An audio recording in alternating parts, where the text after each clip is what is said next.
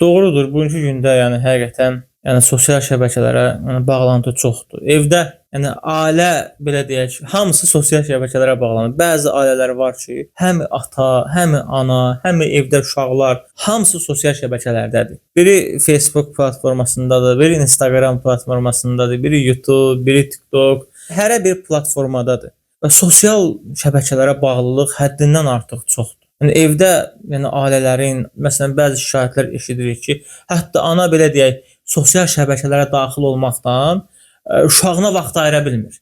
Uşağının nə tərbiyəsinə vaxt ayıra bilir, nə təhsilinə vaxt ayıra bilir. Ümumiyyətlə uşağa vaxt ayıra bilmir sosial şəbəkələrə daxil olduğuna görə.